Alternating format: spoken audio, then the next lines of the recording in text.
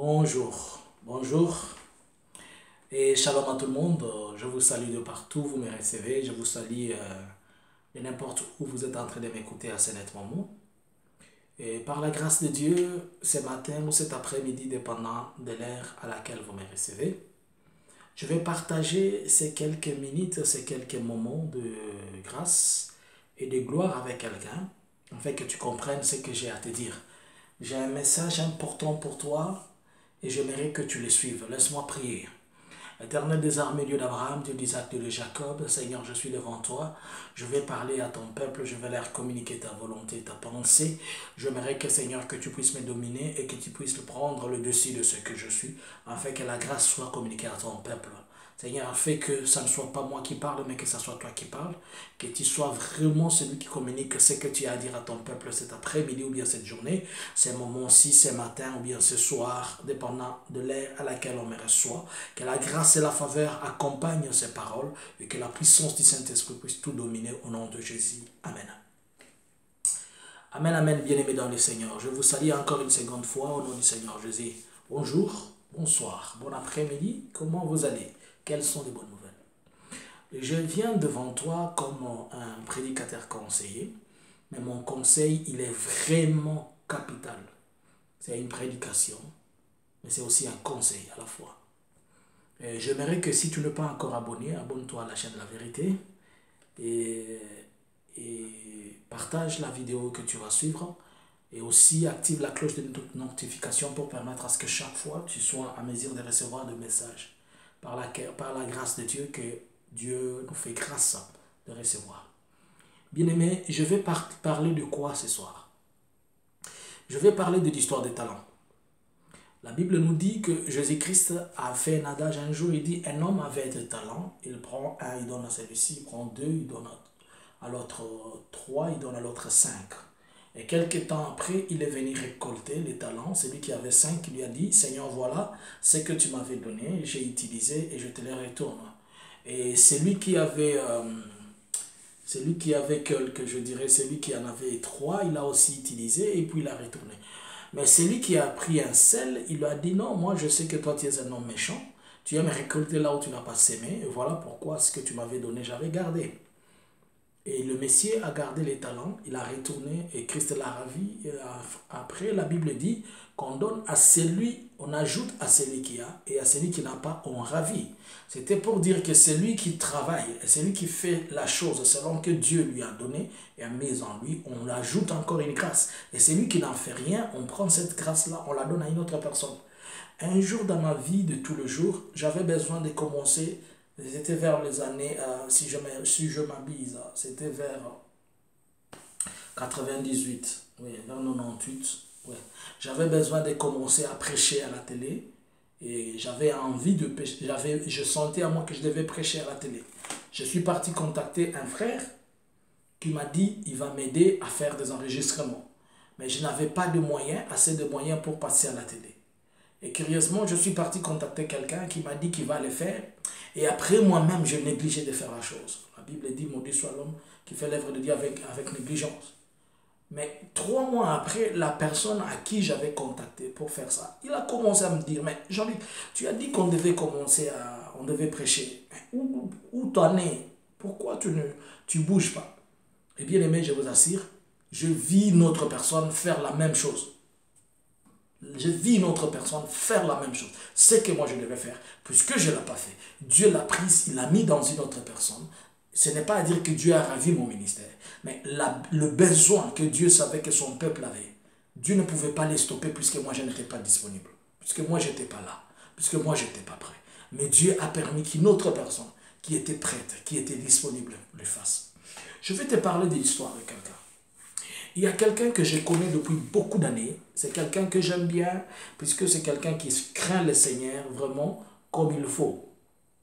Alors cette personne-là, elle est dans une église. Et dans l'église, je prends cette illustration de témoignage, puisque je sais que c'est le problème de beaucoup de chrétiens. Et j'aimerais qu'à travers ces messages, que tu te retrouves et que tu saches ce que tu es censé faire. Puisqu'il y a beaucoup de gens qui ont été appelés à être des cuisiniers, mais ils se retrouvent en train d'être de chauffeurs. Ils ont été appelés à être des chauffeurs. Ils se retrouvent à être maçons. Donc il y a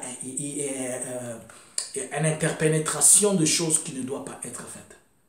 Alors, la personne que je suis en train de vous dire, elle est dans une église et durant 5 ans, elle est intercesseuse dans cette église.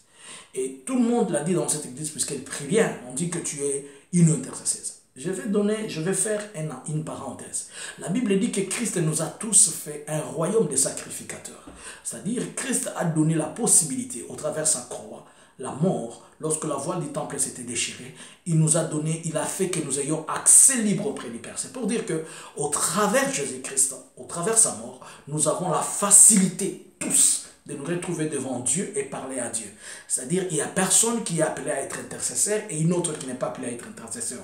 Nous sommes tous des intercesseurs par alliance au travers de Jésus-Christ. Par alliance de Jésus-Christ. Vu qu'il nous a ouvert la voie du temple, il a permis à ce que tout le monde peut y entrer et tout le monde peut parler au Père. Bien qu'il y a des gens qui ont une passion accélérée de la prière, bien qu'il y a des gens qui aiment vivre de la prière, qui aiment prier à tout moment, mais est-il que tout le monde est appelé d'abord à être intercesseur?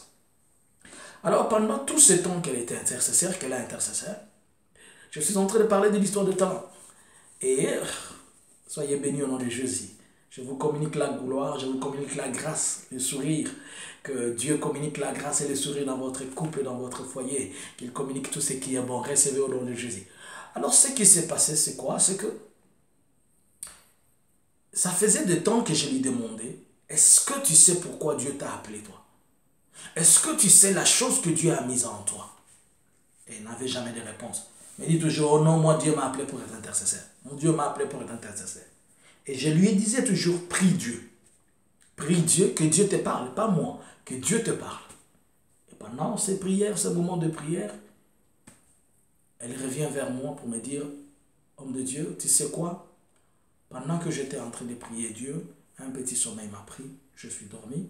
Et dans mon sommeil, je me suis dit que mon pasteur devait aller faire une croisade. Et lorsque le pasteur devait faire une croisade, c'était moi qui étais à la cuisine, j'étais en train de préparer à manger pour le pasteur et je devais lui amener qu'il mange afin qu'il aille faire son croisade. Mais elle me souligne que ces songes-là lui reviennent quotidiennement. Soit elle est en train d'arranger la table des pasteurs, soit elle est en train de mettre de l'ordre à la table du pasteur et lui donner à manger, soit, ce n'est pas la femme du pasteur. Hein. Ne faites pas la confusion. Ce n'est pas la femme du pasteur, c'est une chrétienne. Elle est sauvée, elle aime le Seigneur, elle prie le Seigneur. Mais seulement elle a un problème, elle sert le Seigneur là où elle ne doit pas servir. Elle sert le Seigneur sans savoir ce qu'elle doit faire. Et c'est le problème de beaucoup de gens dans l'église. C'est le problème de beaucoup de gens. Et c'est ce qui fait que beaucoup de gens, je m'excuse, ne reçoivent pas les rémunérations. Puisqu'il est impossible que tu aies appelé à être chauffeur, mais que tu travailles comme gardien et que tu espères recevoir un salaire. Tu ne le recevras pas. On te reconnaîtra comme un agent de l'entreprise, mais tu ne seras pas à ton poste. Oh, Rabakouk a dit, si je me tiens à mon poste. Donc, chacun doit se tenir à son poste. Chacun doit être dans la chose pour laquelle Dieu l'a appelé. Puisque si tu es dans une chose pour laquelle Dieu ne t'a pas appelé, tu ne recevras pas la main de Dieu. Tu ne recevras pas la bénédiction de Dieu. Tu ne verras. Et c'est pourquoi il y a des gens qui ne se voient pas épanouis dans le Seigneur. Oh, je prie beaucoup, je gêne beaucoup, mais tu n'es pas épanoui puisque tu pries pour être chrétien. Mais pour servir, tu ne sers pas le Seigneur. Tu peux prêcher pendant 30 ans, mais tu n'as pas été appelé à prêcher. Tu es en train de faire l'œuvre de Dieu, mais tu n'es pas en train de faire le travail pour lequel Dieu t'a appelé. Tu peux faire le service, tu peux être au service de l'Éternel, mais tu n'es pas dans l'œuvre de Dieu pour laquelle il t'a appelé. Et il faut être dans l'œuvre de Dieu et au service de l'Éternel. Christ a dit que nous sommes des serviteurs. Il a dit qu'avant d'être maître, il faut d'abord être serviteur. Écoutez-moi maintenant. Lorsque j'ai posé à la personne la question, je lui ai posé une seule question. Selon toi, ça fait combien de temps que tu as ces songes-là? Il me dit, homme de Dieu, plus de 5 ans. 5 ans ou 6 ans. Je vois toujours, même quand je voyage, je vais dans une autre province, c'est la même chose. Et je lui pose la question, selon toi, qu'est-ce que tu comprends de ça? Ça veut dire quoi pour toi? Il me dit, non, moi je comprends que Dieu est en train de me dire que c'est moi qui ferai chaque fois la cuisine pour les pasteurs lorsqu'ils vont aller faire le croisade, ou bien quand il y a des visiteurs qui viennent dans notre église, c'est moi qui dois m'intéresser d'eux, c'est moi qui dois leur donner à manger. Je dis, voilà ton problème. Voilà le sérieux problème que tu as, et c'est ça le sérieux problème de beaucoup de chrétiens. Je me répète, le langage de Dieu, nous savons tous qu'il est codé. Et si tu ne comprends pas les messages que Dieu te donne dans ces codes-là, tu fais autre chose. Ce songe veut dire quoi? Chaque fois, la personne se voit en train de servir à manger au pasteur. Il voit en train de nettoyer et il est toujours à côté du pasteur. C'est-à-dire quoi? Dieu a mis dans la personne un don ou bien une grâce de parole de sagesse qui est destinée à être mise à l'œuvre pour les hommes de Dieu. C'est pourquoi elle se voit toujours en train de servir à manger au pasteur. Ce n'est pas la bouffe. Christ a dit, l'homme ne vivra pas seulement de pain, mais de toute parole qui sort de la bouche de son Dieu. Et cette parole-là, Christ a dit, je suis le pain de la vie. Quand il sert à manger à table, ce n'est pas ce pain physique, c'est le pain spirituel. Et cette personne-là, l'interprétation de ce son, c'est que Dieu l'a appelé à être à côté des hommes de Dieu pour conseiller les hommes de Dieu. Dieu l'a appelé à être à côté des hommes de Dieu pour orienter, leur faire revenir à la raison. Voilà pourquoi elle était en train de nettoyer, c'est-à-dire elle est là pour prier pour ces gens, pour les orienter au travers les conseils et autre chose. Je veux bien que c'est un terrain trop glissant lorsque vous allez commencer à conseiller les hommes de Dieu. Lorsque Dieu vous met en vous ces dons et cette grâce-là, c'est un terrain trop glissant puisque vous devez avoir la sagesse. Vous devez avoir beaucoup de temps de prière.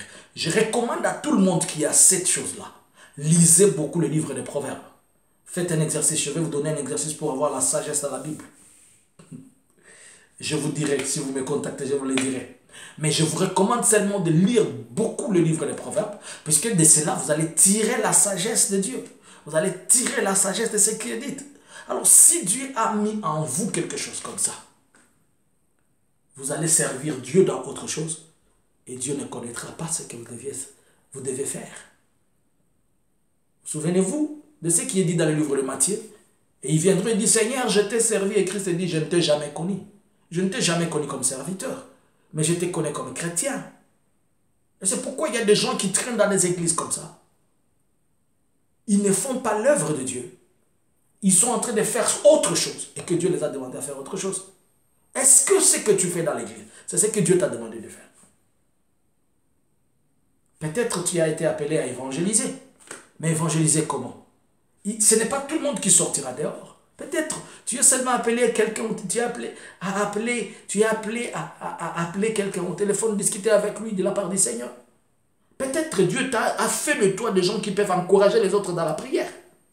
Peut-être Dieu a fait de toi quelqu'un qui est là seulement. Par exemple, est-ce que vous avez déjà vu, et je vais vous dire la vérité, tout celui qui fait l'œuvre de Dieu, selon ce que Dieu a fait, selon ce que Dieu a dit, et selon ce que Dieu veut de cette personne-là, Dieu pourvoit à cette personne-là.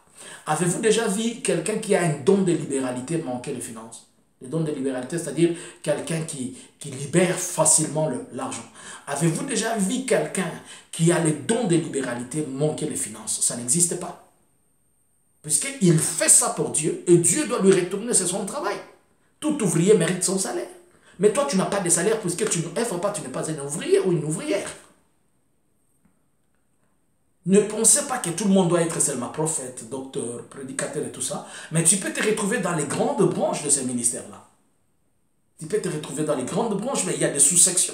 C'est comme on est dans l'armée, mais il y a dans l'armée, il y a les gendarmes, il y a les policiers, il y a les fantassins, il y a les militaires de l'armée de l'air, il y a ceux qui font la marine, c'est-à-dire ceux qui traitent des navires et tout ça. Et dans chaque secteur aussi, c'est divisé. Il y a ceux qui sont des génies, il y a ceux qui sont des électriciens. Donc, c'est comme ça. Chacun de nous a quelque chose pour lequel l'Éternel l'a appelé.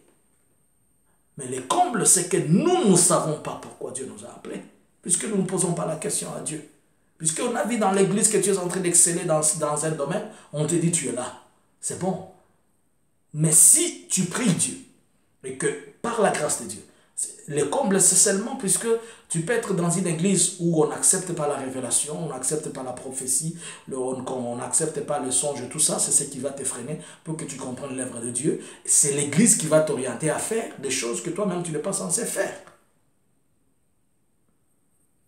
Un jour, j'ai croisé dans une église quelqu'un qui fait 10 ans dans l'église, mais il ne s'est jamais fait, il ne sait pas pourquoi il a été appelé. Je me pose la question. C'est comme ça que les enfants de Dieu, ils meurent, ils partent sans avoir servi Dieu et ils laissent toute la richesse. Un homme nous a prêché un jour, un pasteur nous a prêché un jour en Afrique, il dit que le tombeau renferme le plus grand des richesses sur la terre. Et à cette époque-là, je ne comprenais pas. Il m'a dit quelqu'un qui est né à être, par exemple, chanteur. Il va mourir sans avoir chanté, mais il a gardé ses albums dans lui. Il ne chantait qu'à la cuisine quand il faisait la lessive.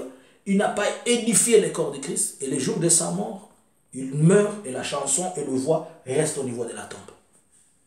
Et c'est comme ça que toi aussi, peut-être, tu as été appelé seulement à financer les hommes de Dieu. Peut-être toi, Dieu t'a appelé. Ton appel, c'est seulement, Dieu te donne l'argent seulement.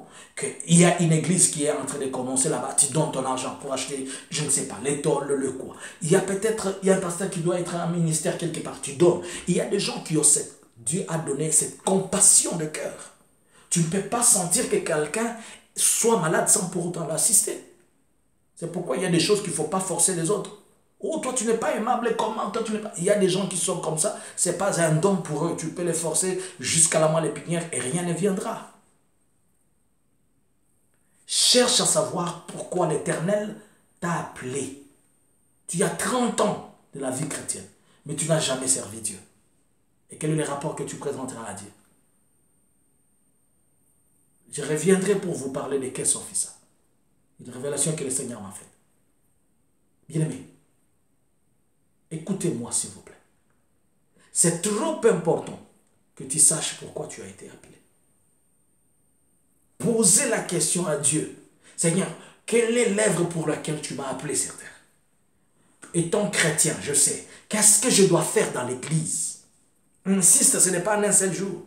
Tu peux faire cette prière même pendant des années et Dieu te parle, puisqu'il doit te parler, il doit te reparler et te confirmer. Dieu dit à Moïse, viens, cet endroit est saint. Il dit, je t'appelle, je suis le Dieu de... Dieu a insisté. Même David, on n'a pas loué seulement une seule fois. Donc il t'appelle, il te parle, il te reparle et il confirme pour que tu sois en mesure de savoir pourquoi tu as été appelé. Alors il y a beaucoup de gens qui ne savent pas pourquoi ils ont été appelés dans les églises. Et c'est pourquoi vous ne recevez pas vos bénédictions. C'est pourquoi vous combattez les autres. Puisque eux les autres, ils savent pourquoi ils ont été appelés, mais vous, vous ne savez pas. C'est ainsi que vous devenez une pierre d'achoppement pour les autres. Oh, puisque seulement tu te dis, dans la chorale, il n'y a pas des gens, il y a des gens qui manquent. C'est bon que tu es dans la chorale. Mais est-ce que, moi je sais, il y a des pasteurs qui sont dans la chorale. Il y a des pasteurs qui sont dans le worship team. Il y a des pasteurs qui sont dans l'intercession. Il est pasteur, mais il est dans l'intercession. Oh, moi j'aime bien recevoir les gens. Tu peux bien vouloir aimer recevoir les gens. Mais Dieu n'a pas fait de toi un protocole. C'est l'église qui a fait de toi un protocole. Tu devras savoir. Tu peux être un protocole, mais il faut savoir pourquoi Dieu t'a appelé. Un jour, je dis à quelqu'un, chaque jour, il m'appelle, papa, je vois que tu es en train de prêcher et toujours je suis en train de prier pour toi. Je vois que tu es en train de prêcher et je dis que je suis en train de prier pour toi. Pendant toute une année, elle me disait la même histoire. Je lui pose la question à la fin. Selon toi, tu penses que Dieu est en train de te dire quoi? Oh non, Dieu me dit d'être intercesseur. J'ai dit non, Dieu te demande de prier chaque fois pour moi. Prie pour moi.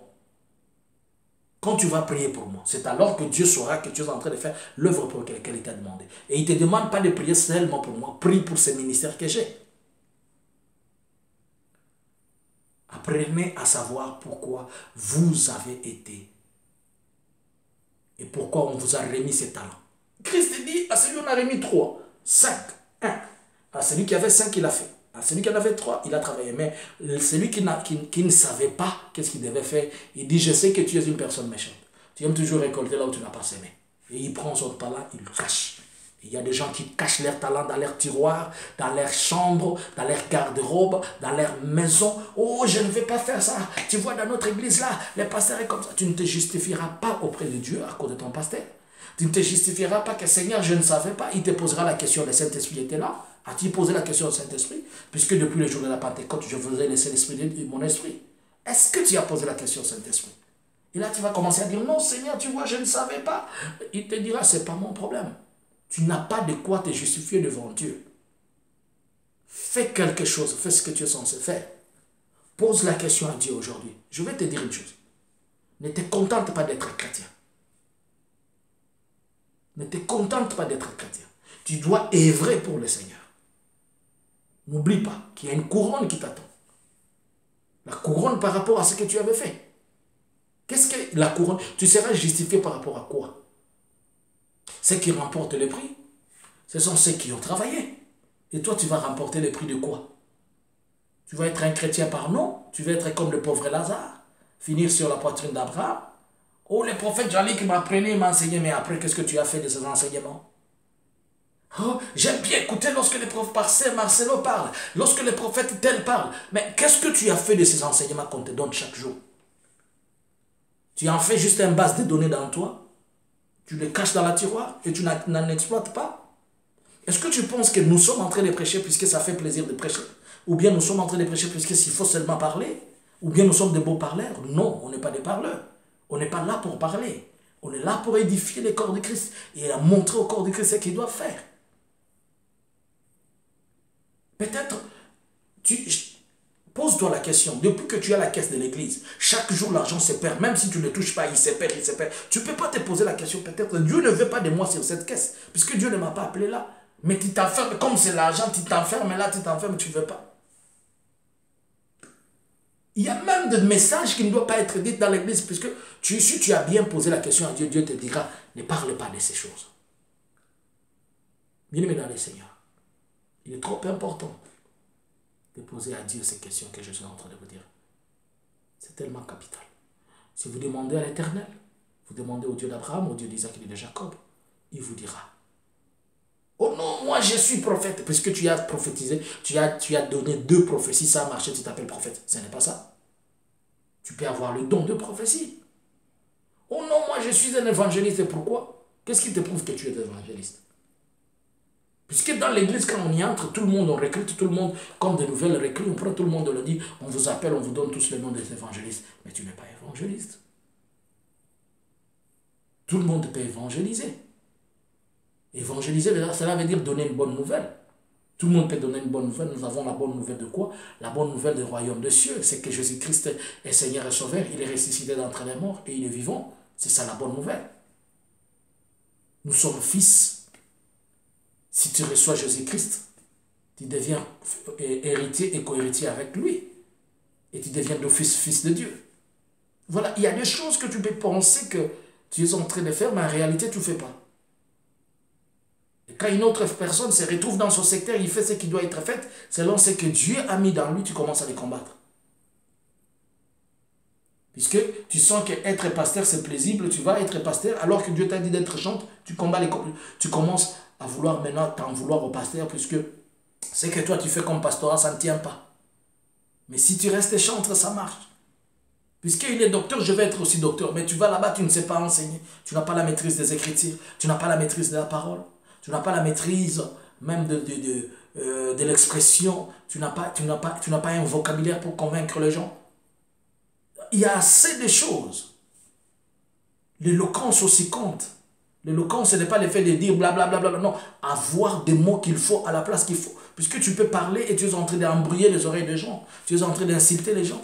Un jour, je me suis discipliné, j'ai dit, il y a quelqu'un que je vois qui s'appelle chaque fois servante, servante ou serviteur. Aujourd'hui, je vais prendre le temps d'écouter cette personne. Je me mets devant l'ordinateur. Je me connecte à son live. Je suis en train de suivre. Je fais 30 minutes en train de suivre. Je n'ai rien reçu. Durant 30 minutes, je n'ai rien reçu de message. Et je me pose la question, qui est le père spirituel de cette personne? Pourquoi son père spirituel ne peut pas l'aider? Et des gens comme ça qui sont comme des Melchisédek, ils sont eux-mêmes fils et pères, ils ne peuvent pas recevoir le l'orientation. C'est à ce moment que vous voyez les gens en train de faire seulement du bruit. Dieu va t'aider, Dieu va te faire, il va te sortir, il va te ramener. Mais depuis qu'il a commencé, Dieu va faire, il va te ramener, il va te sortir. Et ne pleure pas, ne pense pas, tu ne mourras pas. Mais il n'a rien dit. On n'a ni réussi l'écriture de base. On n'a ni soubassement de l'enseignement. On ne connaît même pas où il a commencé avec son enseignement et où il a fini. On ne connaît ni l'introduction de l'enseignement. On ne connaît pas les sujets, l'introduction, le développement, la conclusion, la thèse et l'antithèse. On ne connaît rien de tout ça.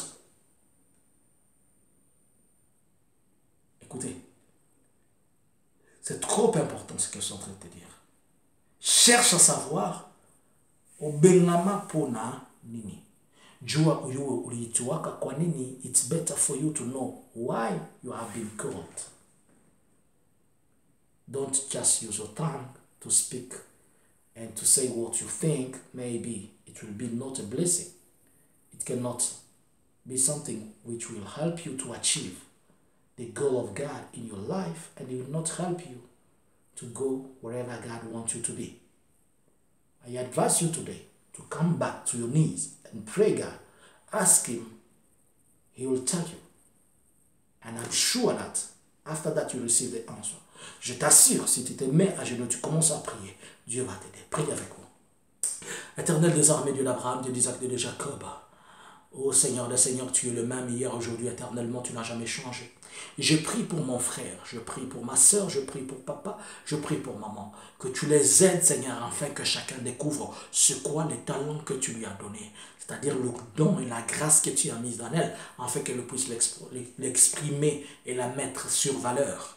Je t'en conjure, le Dieu d'Abraham, le Dieu d'Isaac, le Dieu de Jacob. Sois un Dieu fort dans notre vie. Seigneur, révèle-nous encore ce qui est caché. Selon ta volonté. Révèle-nous des choses qu'aucun homme ne peut nous révéler sur la terre. Parlez-nous de choses qui concernent le royaume et parlez-nous de choses qui concernent la gloire et la grâce. Béni soit ton nom, ta puissance et ta dignité au nom de Jésus. Amen.